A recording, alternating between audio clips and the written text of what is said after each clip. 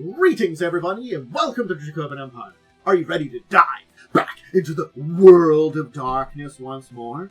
We're going to be heading into the worlds of Mage The Ascension and learning about another craft, the Sisters of Hippolyta. So if you're ready to travel through the gauntlet, into the multiverse, into the universe, travel to a world very similar to ours, but filled with supernatural creatures, the world of darkness, grab my hand. Your host and guide, I will guide you through this rift to this world.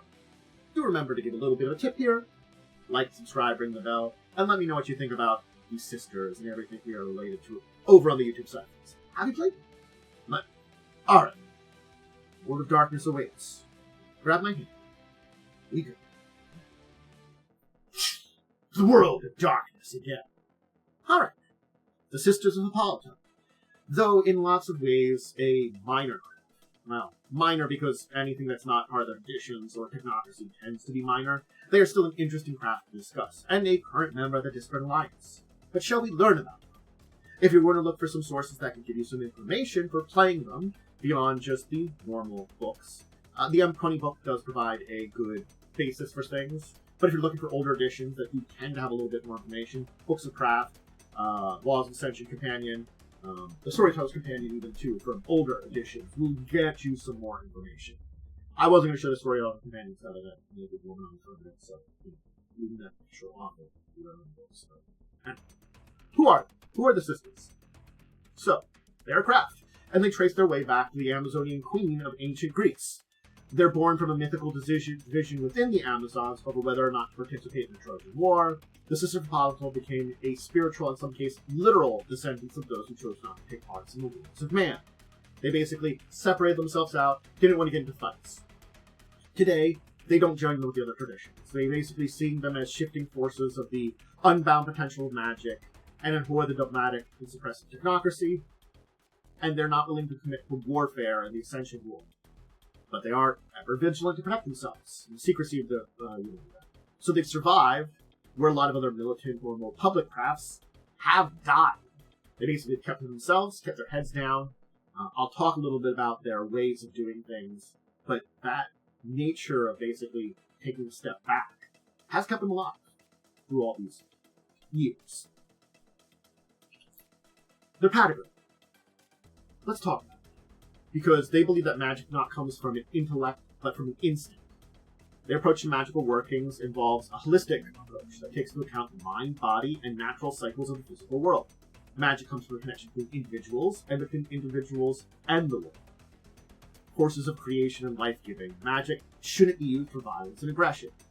They see magical energy as dynamic, ever-changing force that adheres to the cycles and remains in a state of constant flux. So they don't really name things traditionally as spheres, and they consider the minor workings of those that are unawakened, the hedge mages, those that practice sorcery, as evidence that anyone could utilize the creative powers of the world. It just doesn't have to be someone that is awakened to do this. Their history. This is an interesting one because it dates back to, of course, Apollo. Basically, the sisters, the Hippolyta, their origin goes back to the legendary Amazon. Fed up with violence directed towards their sex, the women isolated themselves from the people, male and female, that would not respect them. But despite this reputation, they did often love and bond with men. Hippolyta herself, a fierce member of the world of people, was supposed to be impressed with Heracles, that she gave him her prized possession, a griddle passed down from her father Ares, symbolizing prowess with craft and war.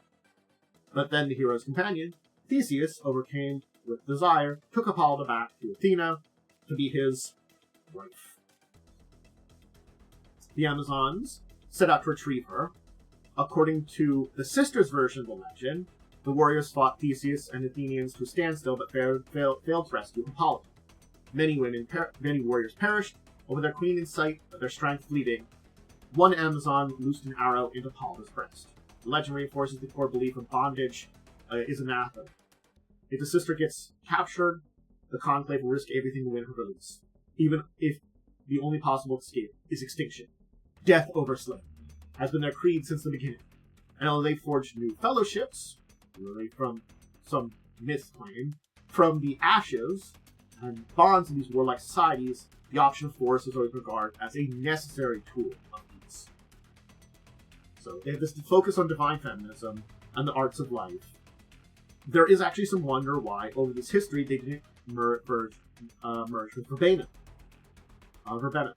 Traditionally, though, the Sisters avoid collaboration and even less alliances with other sects, because they see that the efforts are going to bite them back.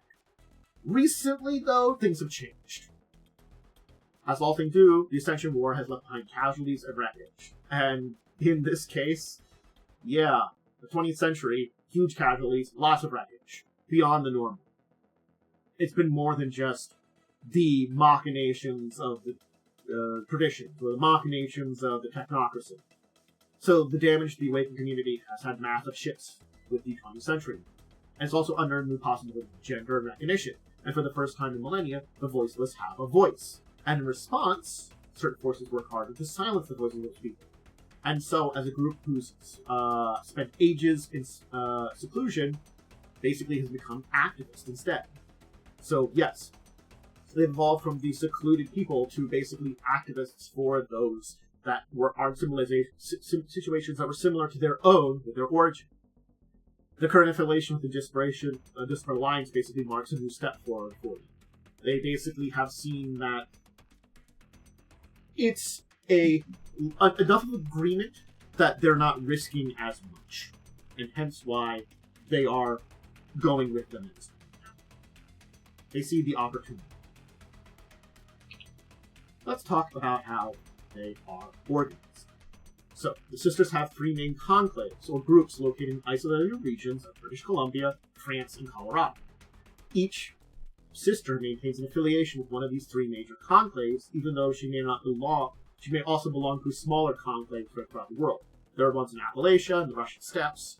So yes, there are three major groups where they kind of get together, but there's also smaller ones too. And even if you're a smaller one, you're still associated with one of those bigger ones. Each conclave is supported by a ruling committee known as an trophy, which is made up of 7 sisters who act as an informal governing body. Membership changes every 7 years, and all sisters are encouraged to consider taking turns as one of the leaders. They exercise nominal leadership over the conclave. Most decisions come through the consensus, them serving as advisors, breakers, and stalemates, basically in major decisions where their wisdom is needed. It's noteworthy that they also don't include just magicians in amongst their ranks. Many women who agreed with their heritage or roots, or claim descendant of their lines, live in societies as sisters. And magic members of them are only a portion of it. So, yeah, you have awakened, but you also have non-awakened members. And everyone has a voice, and all voices are respected. It doesn't matter if you're awakened or unawakened, you are respected. But yes, the trophy will help, push the conclave in long-term directions and assist in putting good direction for the younger members. Now, let's talk about their culture. So, first and foremost, the sisters have a reverence for life.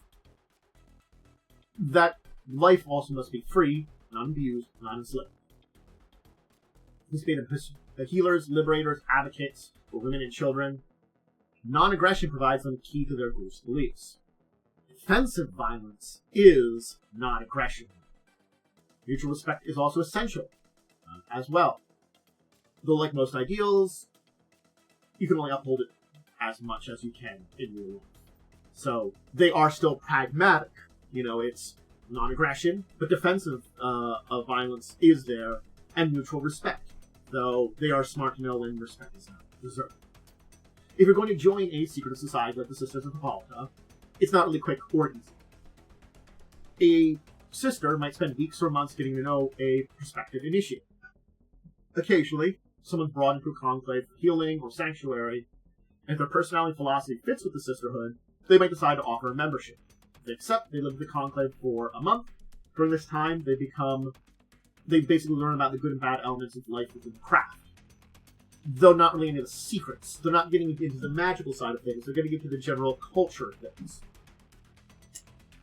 And while the sisters discern basically probationary members' commitment and trustworthiness. So it's sort of like, you spend a month with us, we'll give you general information about us, we'll get a sense of you too. We get a sense of each other. And by the end of this probation, if everyone's satisfied, then the initiate's new life begins after a short ceremony in which she swears oaths to the sisters. So, pretty simple. And technically speaking, if you're going to say an affinity sphere, they use life and mind. So, yeah. Hey. So, there you go. There's the Sisters of Hippolyta.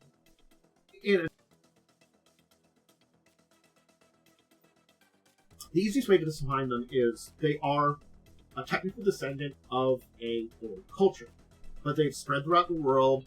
They've initiated new members. It's sort of like, yes, they certainly have this origin in the culture and the Amazonians, but their evolution is definitely seen very easily as they've had to remain secretive, and they do just get people that are deserving, that are well-meaning, that fit with their philosophy. It doesn't matter if you're of descent or not, or of Amazonian descent. And certainly speaking, I'm sure that there are members of them that still remain descendants from the original Amazons. We kind of talked about it again. But they have evolved and changed and grown in many interesting ways that means they are where they are today. And them opening up with the turn of the 20th century, with everything that happened around that time, with the Sixth Grade Maelstrom, the League of Nightmares, everything that had huge tolls on the darkness as a whole, and brought in this kind of like threat of the ends of the world almost. This has shaken so many groups to the core, and certainly speaking has led to many dramatic shifts. In the Sisters, big shift is connecting with others, maybe trusting a little bit more. And the Disparate Alliance, though again they don't have to drive as deep into trust as they would if they had joined something like the Traditions or Verbena or something like that, which just is a little too far for what they want. This alliance, as it is, still is strong. They found unity in this group that they're able to connect with, and basically are seeing that the world is ripe for a time for them to step out and have a better role. To basically be the activists, defenders of those that can't be defended, voices of those that don't have a voice, that they always have kind of been for themselves and for people similar to them. But there are a lot of other people that they are seeing that have, traditionally suffered similarly. So now it's not just, women and children. It's other groups that they are seeing this, injustice that they are standing up for. And that's where the sisters are, beginning to see their connection to the world and what they can do. Alright, I will leave things there. I hope you enjoyed diving into the Sisters of Hippolyta. They were a fun one to talk about and have some very interesting information. Again, very simple, not like a insane craft of deep histories. Well, they technically have a deep history. We don't have a lot on that deep history the same way as we have some of the big traditions and technocratic groups and stuff like that. But, hey, they're cool. I hope you enjoyed learning about them, and there is some information you can have if you want to play one. So, you can keep that in mind. And it doesn't mean you couldn't work with others. Just, make sure they're worthy of your trust. And, check out my other stuff. You can always go over to my YouTube side of things if you're over on Twitch, or your Twitch side of things if you're over on my YouTube. All those kind of things.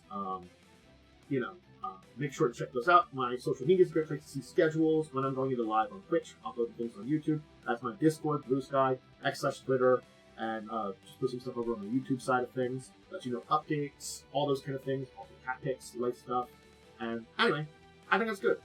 Until the next time, I bid all of you out there a deep and mindful farewell.